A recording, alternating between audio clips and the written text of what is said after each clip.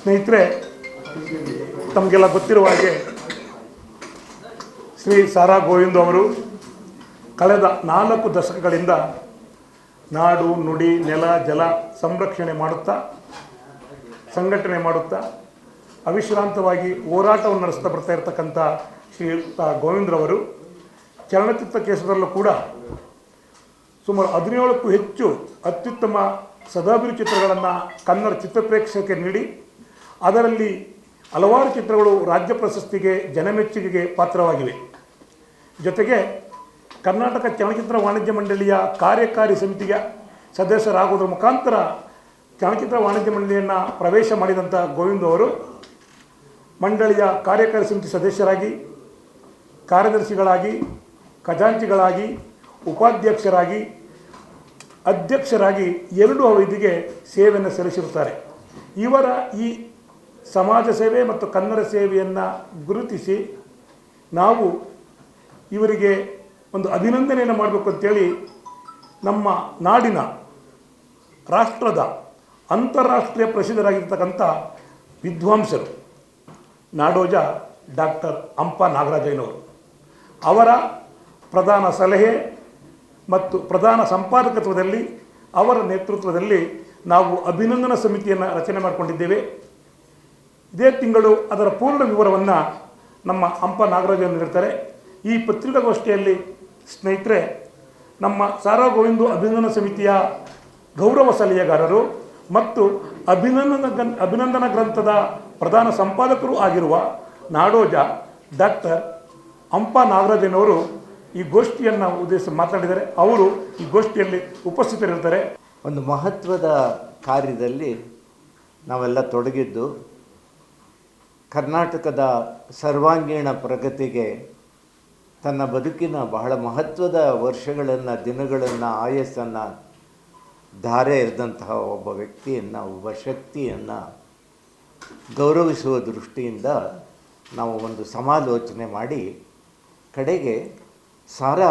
ಗೋವಿಂದ ಅವರು ಕೇವಲ ಒಂದು ಕ್ಷೇತ್ರಕ್ಕೆ ಮಾತ್ರ ತಮ್ಮ ಶಕ್ತಿಯನ್ನು ವಿನಿಯೋಗಿಸಿದಂಥವರಲ್ಲ. ಅವರು ಬಹುಶ್ರುತರಾಗಿದ್ದು ಬಹು ಶಾಖೆಗಳಲ್ಲಿ, ಜ್ಞಾನ ಶಾಖೆಗಳಲ್ಲಿ, ಬದುಕಿನ ವಿಭಾಗಗಳಲ್ಲಿ ತಮ್ಮ ಮೊಹರನ್ನು, ತಮ್ಮ ಠಸೆಯನ್ನು ಮೂಡಿಸಿದಂಥವರು. ತಮಗಿದ್ದಂತಹ ಶಕ್ತಿಯನ್ನು, ತನಗೆ ದೊರೆತಂತಹ ಸ್ನೇಹ ಬಳಗವನ್ನು, ಕರ್ನಾಟಕದ ನಾನಾ ಮಾಧ್ಯಮಗಳನ್ನು, ವಿಶೇಷವಾಗಿ ಚಲನಚಿತ್ರ ಮಾಧ್ಯಮವನ್ನು ಬಳಸಿಕೊಂಡು ಅವರು ಈ ನಾಡು ನುಡಿಗಳ ಸರ್ವಾಂಗೀಣ ಪ್ರಗತಿಗೆ ಮಾಡಿರ್ತಕ್ಕಂಥ ಕೆಲಸ, ಅದರ ರೂಪ, ಅದರ ಸ್ವರೂಪ, ಅದರ ಅನನ್ಯತೆ, ಅದರ ಮಹತ್ವ ಏನು ಅನ್ನುವುದನ್ನು ಈ ನಾಡಿಗೆ ಮನಗಾಣಿಸಬೇಕು ಅನ್ನತಕ್ಕಂಥ ಒಂದು ಉದ್ದೇಶದಿಂದ ನಾವೆಲ್ಲ ತೊಡಗಿದ್ದೇವೆ. ಗೋವಿಂದ ಅವರು ನಮಗೆ ಬಹಳ ಪರಿಚಯ ಇರ್ತಕ್ಕಂಥದ್ದು ಅಂದರೆ, ಆ ಹೆಸರೇಳಿದ ತಕ್ಷಣ ಚಲನಚಿತ್ರ ವಾಣಿಜ್ಯ ಮಂಡಳಿಯ ಅಧ್ಯಕ್ಷರಾಗಿದ್ದಂಥವರು, ಅನೇಕ ನಟನಟಿಯರಿಗೆ ಆಸರಿಯಾಗಿ, ಆಶ್ರಯವಾಗಿದ್ದು ಪ್ರೋತ್ಸಾಹವನ್ನು ಕೊಟ್ಟಂಥವರು, ಚಿತ್ರ ಕ್ಷೇತ್ರವನ್ನು ನಾಡಿನ ಉದ್ದಗಲಗಳಲ್ಲಿ ಪಸರಿಸೋದಕ್ಕೆ ಒಳ್ಳೆಯ ವಾತಾವರಣವನ್ನು, ಭೂಮಿಕೆಯನ್ನು ನಿರ್ಮಿಸಿದವರಿಷ್ಟು ಇದನ್ನೇ ನಾವು ವಿಶೇಷವಾಗಿ ಗಮನಿಸ್ತಿರ್ತೇವೆ. ಆದರೆ ಅವರ ಸೇವೆಯ ಹಲವು ಮುಖಗಳಲ್ಲಿ ಒಂದೆರಡು ಮುಖಗಳಿಗೆ ಆದ್ಯತೆಯನ್ನು ಕೊಟ್ಟು, ವಿಶೇಷವಾಗಿ ಸಾಂಸ್ಕೃತಿಕವಾಗಿ ಯಾಕೆ ನಮಗೆ ಸ.ರಾ. ಗೋವಿಂದ ಮುಖ್ಯ, ಅವರಿಗೆ ಯಾಕೆ ಇಂತಹ ದೊಡ್ಡ ಪ್ರಮಾಣದ ಅಭಿನಂದನೆ ಗ್ರಂಥವನ್ನು ತಂದು ಒಂದು ಅಭಿನಂದನೆ ಸಮಾರಂಭವನ್ನು ಮಾಡಿ ನಾಡಿನ ಮುಖ್ಯಮಂತ್ರಿ, ಉಪಮುಖ್ಯಮಂತ್ರಿಗಳು ಮೊದಲಾಗಿ ಸಚಿವರನ್ನು, ಸಾಹಿತಿಗಳನ್ನು, ಕಲಾವಿದರನ್ನು ಒಗ್ಗೂಡಿಸ್ಕೊಂಡಿದ್ದೇವೆ ಅನ್ನೋದು ನಾವು ಯೋಚನೆ ಮಾಡಬೇಕಾದಂಥ ಸಂಗತಿ. ಅದನ್ನು ಕುರಿತು ಒಂದೆರಡು ವಿಚಾರಗಳನ್ನು ತಮ್ಮ ಗಮನಕ್ಕೆ ಬಹಳ ಸಂಗ್ರಹದಲ್ಲಿ ತರ್ತೀನಿ. ಏಕೆಂದರೆ ನಾವು ಹೇಳಬೇಕಾದ ಮಾತುಗಳೇನು, ಯಾವ ಉದ್ದೇಶದಿಂದ ಇದನ್ನು ಮಾಡ್ತಾಯಿದ್ದೇವೆ ಅನ್ನೋದನ್ನು ತಿಳಿಸುವ ಕರೆಯೋಲೆಯನ್ನು ತಮ್ಮ ಕೈಗೆ ಈಗಾಗಲೇ ತಲುಪಿಸಿದ್ದೇವೆ. ಗೋವಿಂದ ಅವರು 40 ವರ್ಷದ ಹಿಂದೆ ವಿಶೇಷವಾಗಿ ಕರ್ನಾಟಕದ ಉದ್ದಗಲಗಳಲ್ಲಿ ಒಂದು ಸಂಚಲನವನ್ನು ಉಂಟು ಮಾಡಿದಂಥದ್ದು ಅಂತಂದರೆ ಅದು ಗೋಕಾಕ್ ಚಳುವಳಿ. ಅಂಥ ಚಳುವಳಿ ಅದುವರೆಗೆ ಆ ಆಯಾಮದಲ್ಲಿ ನಡೆದಿರಲಿಲ್ಲ. ಆ ಚಳವಳಿಗೆ ಉತ್ತರ ಕರ್ನಾಟಕದಲ್ಲಿ ಧಾರವಾಡದಲ್ಲಿ, ಈ ಕಡೆ ಬೆಂಗಳೂರಿನಲ್ಲಿ ಸೆಂಟ್ರಲ್ ಕಾಲೇಜ್ ಅಥವಾ ಅಲ್ಲೆಲ್ಲ ಕುಳಿತುಕೊಂಡು ಕೆಲವರು ಸಾಹಿತಿಗಳು, ಕಲಾವಿದರು ಒಂದು ಸಣ್ಣ ಪ್ರಮಾಣದಲ್ಲಿ ಪ್ರಾರಂಭಿಸಿ ಅದು ದೊಡ್ಡ ಪ್ರಮಾಣಕ್ಕೆ ತನ್ನನ್ನು ತೆಗೆದುಕೊಳ್ತಾ ಇದ್ದಂಥ ಸಂದರ್ಭದಲ್ಲಿ ಅದಕ್ಕೆ ಭಾಳ ವ್ಯಾಪಕವಾದಂತಹ ಸ್ವರೂಪವನ್ನು ಕೊಡುವ ದಿಕ್ಕಿನಲ್ಲಿ ಗೋವಿಂದು ಮಾಡಿದಂತಹ ಕೆಲಸ ಬಹಳ ಪ್ರಮುಖವಾದದ್ದು. ಅದೇನೆಂದರೆ, ಈ ಚಳವಳಿ ಎಷ್ಟೇ ಹೇಳ್ತಾ ಇದ್ರೂ ಅದು ವಿಶ್ವರೂಪವನ್ನು, ಬೃಹದ್ ರೂಪವನ್ನು ಇನ್ನೂ ತಳೆದಿರಲಿಲ್ಲ. ಜನಕ್ಕೆ ಇದರ ಮಹತ್ವವನ್ನು ಮನವರಿಕೆ ಮಾಡಿ ಆಳಕ್ಕೆ ಬೇರಿಗೆ ತೆಗೆದುಕೊಂಡು ಹೋಗೋ ಕೆಲಸದ ಅಗತ್ಯ ಒಂದಿತ್ತು. ಆ ಕೆಲಸವನ್ನು ಗೋವಿಂದ ಅವರು ಹೇಗೆ ಮಾಡುವಂದರೆ, ರಾಜ್ಕುಮಾರ್ ಅವ್ರನ್ನ ಕರ್ಕೊಂಡು ಬಂದರು. ರಾಜ್ಕುಮಾರ್ ಚಲನಚಿತ್ರ ಕ್ಷೇತ್ರಕ್ಕೆ ತನ್ನ ಸಾತ್ವಿಕ ಚೇತನವನ್ನು, ತನ್ನ ತಂದೆ ತಾಯಿಗಳಿಂದ ಬಂದಂತಹ ಅಪೂರ್ವವಾದ ಪ್ರತಿಭಾ ಶಕ್ತಿಯನ್ನು ಧಾರೆ ಎರೆದು ಯಾವ ರಾಜಕೀಯ ರಂಪಗಳಿಗೂ ಹೋಗದೆ ವಿಶಿಷ್ಟವಾಗಿದ್ದವಂಥವರು. ತಮಗೆಲ್ಲ ಗೊತ್ತಿರೋ ಹಾಗೆ ಆ ಕಡೆ ತಮಿಳ್ನಾಡಿನಲ್ಲಿ MG ರಾಮಚಂದ್ರನ್ ಅವರು ರಾಜಕೀಯಕ್ಕೆ ಹೋದರು, ಜಯಲಲಿತಾ ಹೋದರು. ಈ ಕಡೆ ಆಂಧ್ರದಲ್ಲಿ NT ರಾಮರಾವ್ ರಾಜಕೀಯಕ್ಕೆ ಹೋದರು. ಆದರೆ ರಾಜ್ಕುಮಾರ್ ಅವರು ಮಾತ್ರ ರಾಜಕೀಯ ಅಂದರೆ ಕಿಲೋಮೀಟ್ರ್ ದೂರದಲ್ಲೇ ಇರ್ತಂಥದ್ದು. ಆದರೆ ಅವ್ರನ್ನ ಒಂದು ಈ ಮುಖ್ಯವಾಹಿನಿಗೆ, ಈ ಪ್ರವಾಹಕ್ಕೆ, ಕನ್ನಡದ ಒಂದು ದೊಡ್ಡ ಪ್ರವಾಹ ಏನು ಹೊರಟಿದೆ ಅದಕ್ಕೆ ಒಂದು ದೊಡ್ಡ ಶಕ್ತಿಯನ್ನು, ವಿದ್ಯುತ್ ಶಕ್ತಿಯನ್ನು, ಚಾಲನೆಯನ್ನು ತಂದುಕೊಡೋದಕ್ಕೆ ಅವರ ಪ್ರವೇಶ ಅಗತ್ಯ ಅನ್ನೋದನ್ನು ಮೊದಲು ಮನಗಂಡಂಥವರು ಸಾರಾ ಗೋವಿಂದು. ಅವರು ರಾಜ್ಕುಮಾರ್ಗೆ ಒಂದು ರೀತಿಯಲ್ಲಿ ಬಲಗೈ ಆಗಿದ್ದಂಥವರು. ರಾಜ್ಕುಮಾರ್ ಅವ್ರನ್ನ ಒಪ್ಪಿಸಿ ಈ ಚಳುವಳಿಗೆ ಕರೆದರು. ರಾಜ್ಕುಮಾರ್ ಬಂದು ಮೊದಲ ಕಾರ್ಯಕ್ರಮ ಅದು ನ್ಯಾಷನಲ್ ಕಾಲೇಜ್ ಪ್ರಾಂಗಣದಲ್ಲಿ ಲಕ್ಷಾಂತರ ಜನ ಸೇರಿದ್ದಂಥ ಸಂದರ್ಭದಲ್ಲಿ ಮುಖ್ಯ ನಟ ನಟಿಯರನ್ನೆಲ್ಲ ಸೇರಿಕೊಂಡು ರಾಜ್ಕುಮಾರ್ ಇಡೀ ಕರ್ನಾಟಕ ರಾಜ್ಯದಲ್ಲಿ ನಾವು ಈ ನಮ್ಮ ಗೋಕಾಕ್ ಚಳುವಳಿ ಏನಿತ್ತು, ಆ ಚಳುವಳಿಯ ಉದ್ದೇಶ ಏನಿತ್ತು ಅಂದರೆ ಕನ್ನಡವನ್ನು ಶಿಕ್ಷಣದಲ್ಲಿ ಬಹಳ ಪ್ರಬಲವಾಗಿ ನಾವು ಸ್ಥಾಪಿಸಬೇಕು. ಕನ್ನಡವನ್ನು ಓದ್ದೇನೇ ಪದವೀಧರಾಗ್ತಕ್ಕಂಥ ಒಂದು ಅವಕಾಶ ಕರ್ನಾಟಕದಲ್ಲಿ ಇತ್ತು. ಯಾವ ಹಂತದಲ್ಲೂ ಕನ್ನಡವನ್ನು ಮುಟ್ಟದೆ, ಓದದೆ, ಕಲಿಯದೆ ಅವರು ಗ್ರಾಜ್ಯುಯೇಟ್ಸ್ ಅಥವಾ ಪೋಸ್ಟ್ ಗ್ರಾಜ್ಯುಯೇಟ್ ಅಥವಾ ವಿಜ್ಞಾನಿ ಅಥವಾ ಇಂಜಿನಿಯರು ಈ ಥರ ಡಾಕ್ಟರ್ ಆಗೋದೇ ಅವಕಾಶ ಇತ್ತಲ್ಲ, ಆಗ ಆಗಬಾರ್ದು. ಈ ನಾಡಿನ ಸಂಪರ್ಕದಿಂದ ಅವರು ದೂರ ಹೋಗಬಾರ್ದು, ಇದರ ಸ್ಪರ್ಶ ಇರಬೇಕು ಅನ್ನೋ ದೃಷ್ಟಿಯಿಂದ ಆಗ ಗೋಕಾಕ್ ಅವರ ನೇತೃತ್ವದಲ್ಲಿ ಕರ್ನಾಟಕ ಸರ್ಕಾರ, ಗುಂಡೂರಾವ್ ಮುಖ್ಯಮಂತ್ರಿಯಾಗಿದ್ದರು ಅವರು ಆಗ. ಆ ಅವಧಿಯಲ್ಲಿ ಒಂದು ದೊಡ್ಡ ಸಮಿತಿಯನ್ನು ಮಾಡಿದರು. ಆ ಸಮಿತಿ ಕರ್ನಾಟಕದ ಬೇರೆ ಬೇರೆ ಭಾಗಗಳಿಗೆ ಹೊರಟಂತಹ ಸಂದರ್ಭದಲ್ಲಿ ಅದಕ್ಕೆ ತೀವ್ರವಾದ ಪ್ರತಿಭಟನೆ ಬಂತು.